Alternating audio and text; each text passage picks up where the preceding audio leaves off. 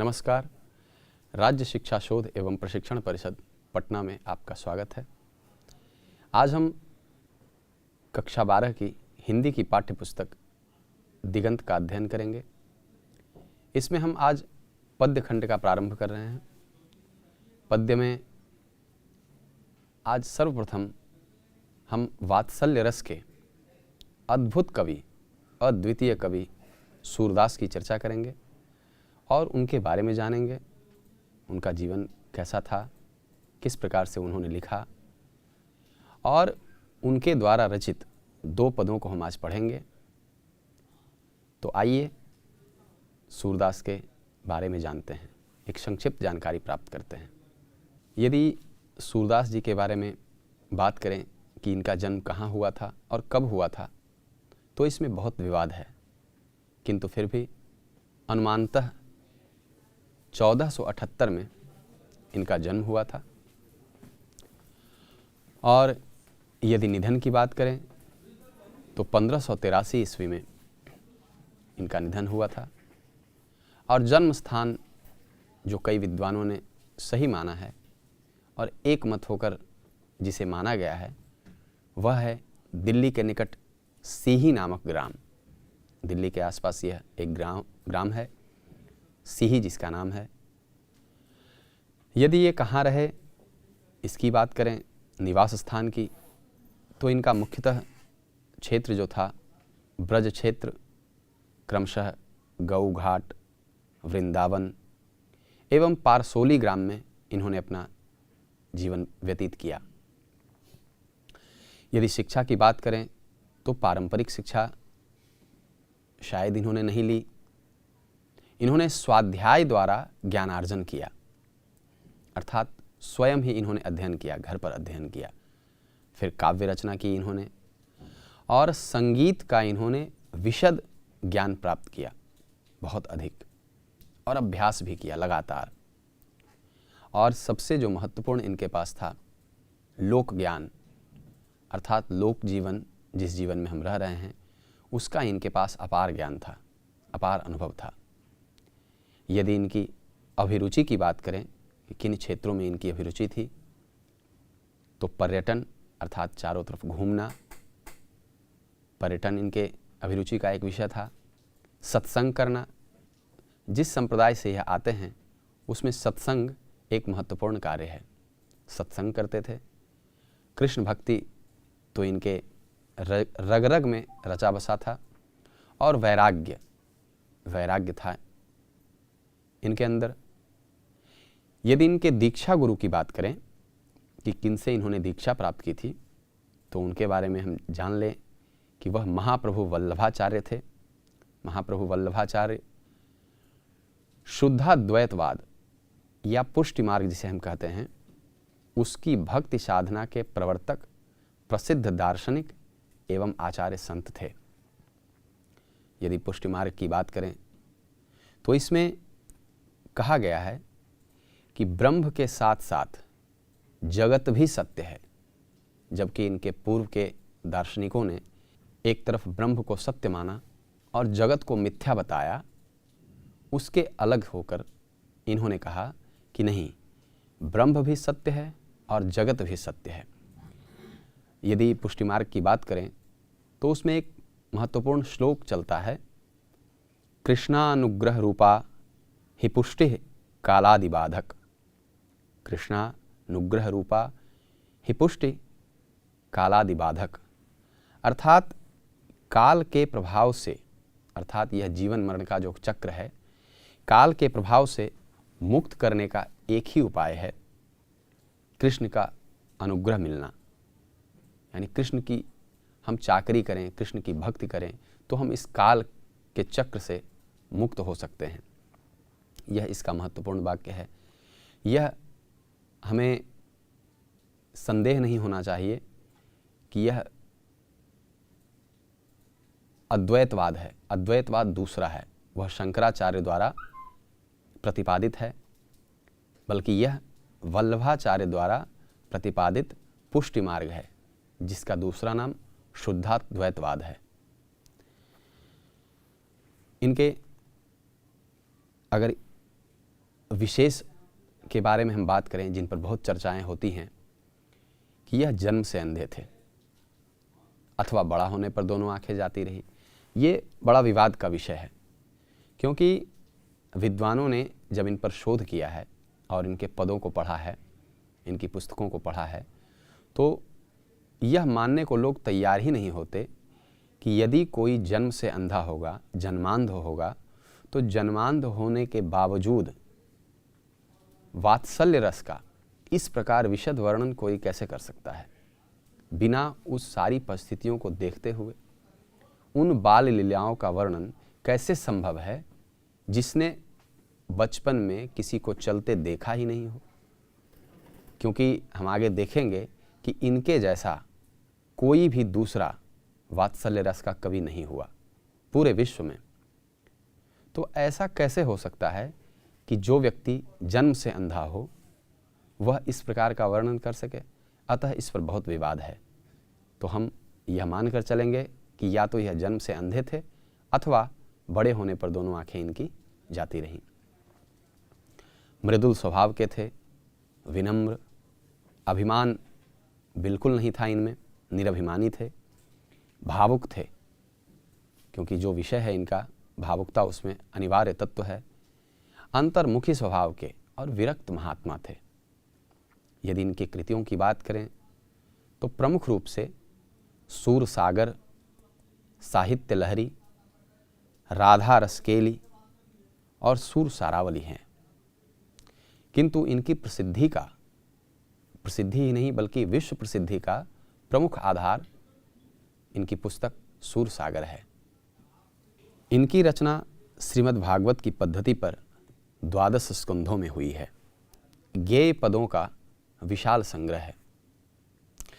मध्यकाल में हिंदी क्षेत्र में राजस्थानी, मैथिली, ब्रज, खड़ी बोली, अवधी आदि का साहित्यिक भाषा में विकास हुआ था। इसमें ब्रज भाषा अपनी कोमलता, लालित्य और माधुर्य के कारण अधिक लोकप्रिय होकर अनेक शतियों तक हिंदी क्षेत्र की प्रमुख काव्य भाषा बनी रही। अर्थात जब ब्रज भाषा की हम बात करते हैं तो ब्रज भाषा अपनी कोमलता के लिए और माधुर्य के लिए प्रसिद्ध है। हम यह देखते हैं कि ब्रज भाषा काफ़ी लंबे समय तक काव्य की भाषा बनी रही। यदि कृष्ण और उनकी लीलाओं की जातीय स्मृति संजोए ब्रज भाषा ब्रज की गोचारण प्रधान लोक संस्कृति का संबल पाकर फैल चली।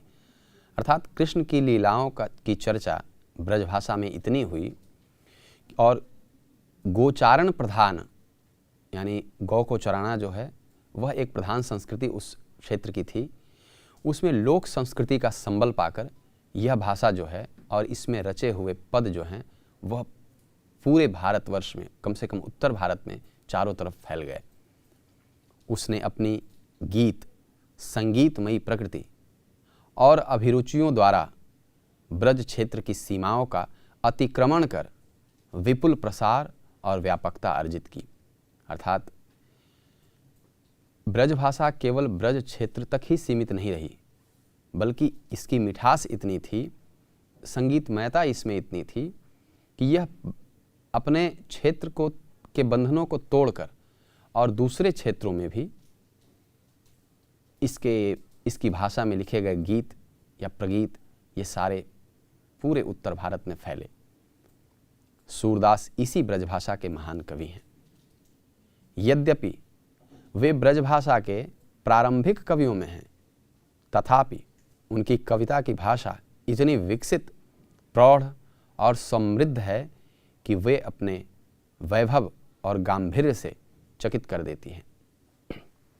यदि हम बात करें कि सूरदास ने जिस भाषा में लिखा पूरा पद, जैसे हम बात कर रहे हैं ब्रज भाषा की, तो उसी प्रकार से एक हम कालक्रम की बात आपके सामने रखना चाहते हैं कि किस काल के, जैसे भक्ति काल की चर्चा चल रही है, भक्ति काल के कवि हैं सूरदास, तो भक्ति काल में कितनी धाराएं चली, एक उसकी संक्षिप्त जानकारी आपको होनी चाहिए। तो भक्ति काल में 2 धाराएं चली, एक सगुण भक्ति धारा और एक निर्गुण भक्ति धारा। सगुण भक्ति धारा में जहाँ 2 धाराएं फूटती हैं, सगुण भक्ति धारा 2 धाराओं में एक राम भक्ति और एक कृष्ण भक्ति। तो राम भक्ति के सर्वश्रेष्ठ कवि तुलसीदास माने जाते हैं, जिनकी भाषा अवधी है। आप एक देखें ध्यान से, भक्ति काव्य यानी भक्ति काल जिसे हम कहते हैं, वह 2 धाराओं में बटी, एक सगुण भक्ति धारा और दूसरी निर्गुण भक्ति धारा। सगुण भक्ति धारा भी 2 भाग में बटी, एक में राम भक्ति धारा और दूसरे कृष्ण भक्ति में। तो राम भक्ति के सर्वश्रेष्ठ कवि तुलसीदास हैं और कृष्ण भक्ति के सर्वश्रेष्ठ कवि सूरदास हैं। इसी प्रकार यदि निर्गुण में बात करें, निर्गुण धारा के अंतर्गत 2 धाराएं आई, एक प्रेम मार्गी और दूसरा ज्ञान मार्गी। तो प्रेम मार्गी में एक तरफ जहां मलिक मोहम्मद जायसी हैं सर्वश्रेष्ठ, वहीं ज्ञान मार्गी में हम कबीरदास को सर्वश्रेष्ठ कवि मानते हैं। यह एक संक्षिप्त काल विवरण था भक्ति काल का। तो उसी भक्ति काल के सगुण भक्ति धारा के कृष्ण भक्ति के सबसे बेहतरीन कवि, सबसे अच्छे कवि सूरदास की चर्चा हम कर रहे हैं। आगे देखते हैं। सूरदास हिंदी की मध्यकालीन सगुण भक्ति धारा की कृष्ण भक्ति शाखा के अन्यतम कवि हैं। जैसा मैंने अभी चर्चा किया, वे वल्लभाचार्य की पुष्टिमार्गीय भक्ति में अष्टछाप के उत्कृष्ट कवियों में श्रेष्ठ माने जाते हैं। देखिए, ये अष्टछाप कवि जो हैं वो कौन हैं, उसके बारे में थोड़ी चर्चा जरूरी है।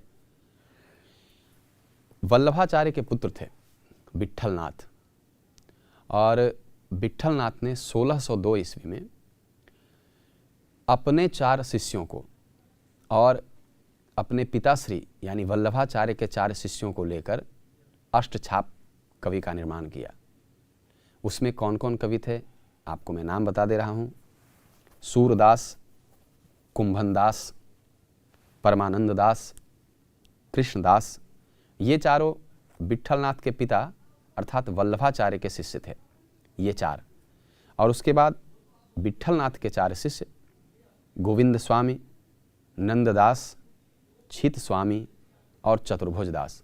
तो यह 8 कवियों को मिलाकर अष्टछाप का निर्माण किया गया। इन 8 में जो सर्वश्रेष्ठ कवि माने जाते हैं वे सूरदास हैं।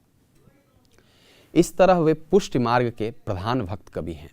पुष्टि मार्ग में ये दीक्षित हैं, अतः पुष्टि मार्ग के प्रधान भक्त कवि हैं। वल्लभ से दीक्षित होने के पूर्व वे दास्य, विनय और दैन्य भाव के आर्त पद गाया करते थे। अर्थात विनय करना है, रोना, इस प्रकार के पदों की रचना करते थे।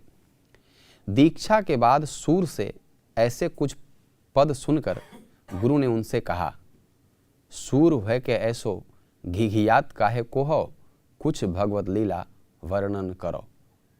अर्थात ऐसे घिघियाते क्यों हो, कुछ भगवत लीला का वर्णन करो, भगवान के कृष्ण की लीला का वर्णन करो। दीक्षा के बाद गुरु के श्रीमुख से भागवत 10 स्कंध सुनकर उनके भीतर लीलागान की प्रेरणा और स्फुरणा हुई और तब से उनको भाव भक्ति की एक दिशा मिल गई। वे लीला पद रचने लगे और गाने लगे। सूरदास लीला रसिक कृष्ण भक्त कवि हैं। यानी कि जब उनके गुरु ने इनसे कहा कि ऐसे घिघियाते क्यों हो, विनय के पद क्यों रचते हो, भक्ति करो, कृष्ण की भक्ति करो और भक्ति के पद गाओ, तो उनके ही आदेश पर सूरदास उसके पश्चात फिर भक्ति के पद, वात्सल्य के पद, ये सारे पद उन्होंने लिखा भी और वो गाते भी थे। चूँकि बहुत अच्छे संगीतकार भी थे वह, तो वह गाने लगे भक्ति के पद। उन्होंने कृष्ण कथा के उन भावात्मक स्थलों और प्रसंगों को चुना है जिनमें उनकी अंतरात्मा की गहन मार्मिक अनुभूति बैठ सकी है। श्री कृष्ण के जन्म, शैशव और किशोर वय की विविध लीलाओं को विषय बनाकर कवि ने भावों और रसों की बाढ़ ला दी है। यानी आप देखेंगे सूरदास के पदों में तो आप पाएंगे कि वह पूरे जीवन काल से संबंधित, भगवान कृष्ण के पूरे जीवन काल से संबंधित पदों की रचना नहीं करते हैं। वह भगवान कृष्ण के शैशवावस्था की चर्चा करते हैं, उनके पदों में हमेशा आता है। उसके बाद बाल लीलाओं का वर्णन वो करते हैं। और फिर आप जैसा कि आगे जानेंगे, भ्रमर गीत उनके एक प्रसिद्ध रचना है। भ्रमर गीत में उन्होंने गोपियों के साथ जो प्रेम कृष्ण का रहा है उसकी चर्चा उन्होंने की है, अर्थात श्रृंगार की चर्चा उन्होंने की है। और श्रृंगार में हम जानते हैं संयोग और वियोग दो उसके भाग हैं, तो वियोग उनका प्रमुख विषय रहा है। तो श्रृंगारिक पद और भक्ति के पद और वात्सल्य के पद, यही उनके मुख्य पद का विषय रहा है। आइए आगे देखते हैं। सूर के काव्य के 3 प्रधान विषय हैं, विनय भक्ति, वात्सल्य और प्रेम श्रृंगार, जैसा कि मैं अभी आपसे चर्चा कर रहा था। इन्हीं 3 भाववृत्तों में उनका काव्य सीमित है। उसमें जीवन का व्यापक और बहुरूपी विस्तार नहीं है, किंतु भावों की ऐसी गहराई और तल्लीनता है कि व्यापकता और विस्तार पीछे छूट जाते हैं।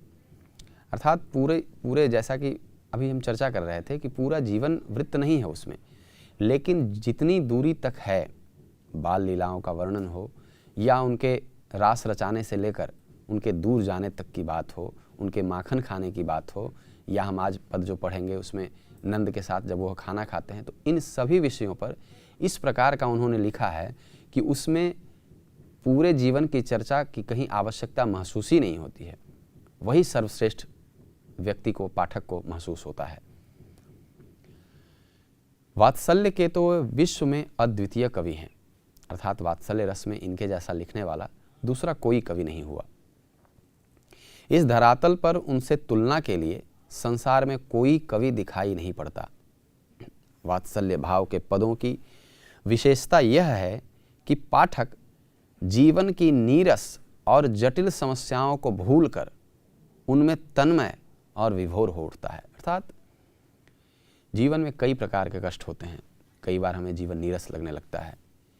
तो जब व्यक्ति इस स्थिति में आ जाता है कि वह उसे जीवन बोझ लगने लगा या कई प्रकार की चिंताएं होने लगती है, उन चिंताओं से दूर करने का एक माध्यम इनका पद बनता है।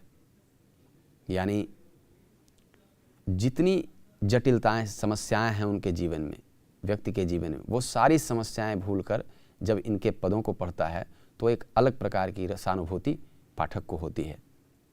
इसके आगे भक्ति और श्रृंगार को एक कर देने वाले, भक्ति और श्रृंगार दो चीज़ें हैं, किंतु दोनों को इन्होंने एक कर दिया है। भक्ति और श्रृंगार को एक कर देने वाले उनके प्रेम के संयोग और वियोग दशाओं से संबंधित हजारों पद उन्हें सार्वभौम मानव हृदय का मर्मी ज्ञाता, गायक और चितेरा अर्थात चित्रकार साबित करते हैं। उनमें मिश्रित वेदना, आनंद और लालित्य अर्थात सुंदरता का पारावार उमड़ पड़ता है। सूर के पदों में मध्यकालीन गीति कला अपने शिखर पर पहुंच जाती है। कविता, संगीत, चित्रकला, मूर्तिकला, नाट्यकला आदि का ऐसा एकत्र समागम अन्यत्र दुर्लभ है। अर्थात कितने बहुमुखी प्रतिभा के धनी थे, जिनमें कविता तो वह करते ही थे, संगीत, चित्रकला भी उन्हें आती थी, मूर्तिकला में भी वो निष्णात थे, नाट्यकला में भी वो सक्षम थे। ये सारी क्षमताएं लेकर एक साथ सूरदास हम लोगों के सामने उपस्थित होते हैं। और ऐसा एक साथ सभी क्षमताओं के साथ समागम अन्यत्र हमें नहीं मिलता है। किसी दूसरे कवि के पास ये सारी क्षमताएं एक साथ हमें देखने को नहीं मिलती हैं। संगीत के संसर्ग में उनके पदों में जैसे पंख लग जाते हैं। किसी सुकंठ अर्थात जिनका अच्छा सुंदर कंठ हो, अच्छे गाने वाले हों, मरमी गायक के स्वरों में उनके पद पुष्प की तरह अपनी पंखुड़ियां खोल देते हैं। अपनी चित्रात्मकता, बिंबात्मकता, कोमलता, सजीव वेधकता, संक्षिप्ति, भाव गर्भिता आदि गुणों के कारण गीति काव्य और गीति कला के सार्वकालिक आदर्श बन जाते हैं। अर्थात जो इन्होंने जिस रूपक का, बिंब का इन्होंने इस्तेमाल किया है, बिंब का अर्थ होता है कि किसी विषय वस्तु को समझाने के लिए यदि किसी वस्तु का सहारा लिया जाए, जैसे हम तुलना करते हैं चंद्रमुखी अर्थात चंद्र के समान मुख वाला या वाली, तो वास्तविक में चंद्रमा के समान यदि किसी का मुख हो तो वह ग्रहण करने योग्य नहीं है, वह सुंदर नहीं होगा। लेकिन चंद्रमा की सुंदरता के जैसी सुंदरता किसी के मुख की, तो हम उपमा दे रहे हैं। तो ये बिंब इस प्रकार इन्होंने कई जगहों पे अपने पदों में इस्तेमाल किया है। अपने काव्य और कला से सूरदास ने अपने समय और समाज में सामंती उत्पीड़न, सामाजिक विभेद, विदेशी आक्रमण, सांस्कृतिक पराभव और मानमर्दन, निर्धनता, अशिक्षा, रोग, शोक आदि के कारण आई मानसिक कटुता, उदासी, विद्वेष और निराशा को धोकर बहा दिया तथा लोकमानस में नई जीवन स्फूर्ति का, उत्साह का संचार किया। यानी जिस समय यह पदों की रचना कर रहे थे, उस समय का माहौल, उस समय की सामाजिक संरचना जो थी वह अजीब प्रकार की थी। उसमें जैसा कि हम देख रहे हैं, सामंती उत्पीड़न हुआ करता था, समाज में विभेद, जातिगत विभेद हम बहुत अधिक देखने को मिलता था। उसी वक्त विदेशी आक्रमण भी हो रहे थे कई प्रकार के, जो इनका समय है उस समय में।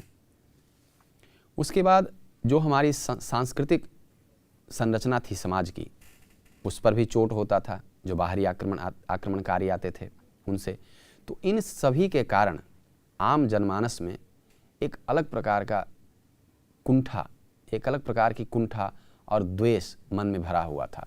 लोग दुखी थे, परेशान थे। उन दुखी और परेशान व्यक्तियों के लिए इनके पद जो हैं एक अलग प्रकार की शांति का अनुभव करवाते हैं। जब आप पढ़ेंगे इस पद को तो इस पद की खूबसूरती से आप परिचित होंगे कि कितना रस इसमें है। उस रस में आप डूबेंगे, उतरेंगे।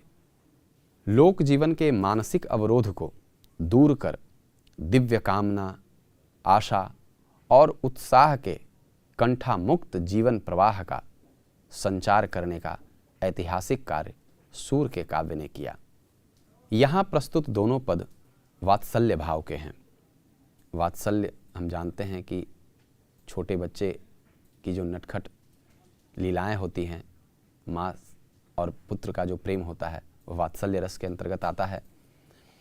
तो दोनों पद यहाँ जो उपस्थित हैं वात्सल्य भाव के हैं और सूर सागर से संकलित हैं। ये सूर सागर से संकलित पद हैं। इन पदों में सूर की काव्य और कला से संबंधित विशिष्ट प्रतिभा की अपूर्व झलक मिलती है। दोनों पदों में विषय, वस्तु चयन, चित्रण, भाषा शैली, संगीत आदि गुणों का प्रकर्ष दिखाई पड़ता है। अर्थात एकदम ऊंचे स्तर पर ये सारी चीज़ें दिखाई देती हैं हमें, चाहे वह विषय की बात हो, वस्तु चयन की बात हो, चित्रण की बात हो या भाषा शैली की बात हो, या इसमें संगीतमयता यदि हम खोजें तो सारी चीज़ें इसमें हमें स्पष्ट रूप से दिखाई देती हैं। प्रथम पद में दुलार भरे कोमल मधुर स्वर में सोए हुए बालक कृष्ण को भोर होने की सूचना देते हुए जगाया जा रहा है, और दूसरे पद में पिता नंद की गोदी में बैठकर बालक कृष्ण को भोजन करते दिखाया जा रहा है। दोनों ही पदों में प्रेम और भक्ति की मर्मस्पर्शी अंतर्धारा प्रवाहित है। घर घर के सुपरिचित इन दृश्यों और प्रसंगों में कवि के हृदय का ऐसा योग है कि ये प्रसंग अमिट हो जाते हैं। ये दोनों प्रसंग हर घर की कहानी है। हर घर में छोटा बच्चा होता है, उसे उठाना, प्रेम से हम उठाते हैं, और जब बच्चा छोटा होता है तो अपने पिता के गोद में, माता के गोद में खाता है। तो ये सारे प्रसंग जो हैं, जो विषय वस्तु सूरदास जी उठाते हैं, ये सारे प्रसंग हर घर की विषय वस्तु हैं। तो हम यह देखकर, यह कृष्ण के बारे में कहा जरूर गया है, भगवान कृष्ण के बारे में, किंतु हम देखेंगे कि यह हमारे आसपास हमारे घर की कहानी है। यही कारण है कि यह समाज में बहुत ही आसानी से आम जनमानस के मन में अंकित हो जाने वाले पद हैं और इसे ग्रहण कर लिया गया है। तो आज की कक्षा में हम सूरदास जी के बारे में जानकारी प्राप्त कर पाए हैं। इससे आपको ये सुविधा मिलेगी कि आप सूरदास के बारे में और जानने के लिए लालायित होंगे। और अगले भाग में हम सूरदास जी के द्वारा रचित दोनों पदों को पढ़ेंगे और उसके अर्थ को समझेंगे। फिर उसमें, चूँकि यह ब्रज भाषा में है, तो उसमें कुछ ऐसे शब्द भी आएंगे जो आप जिनसे अपरिचित होंगे। उन अपरिचित शब्दों के अर्थ को भी हम जानेंगे। फिर उसमें अभ्यास में आए, जो अभ्यास में प्रश्न आए हैं या उसमें जो व्याकरण आए हैं, उसकी भी चर्चा हम करेंगे। तो आपसे मुलाकात होगी फिर अगले भाग में। तब तक के लिए नमस्कार।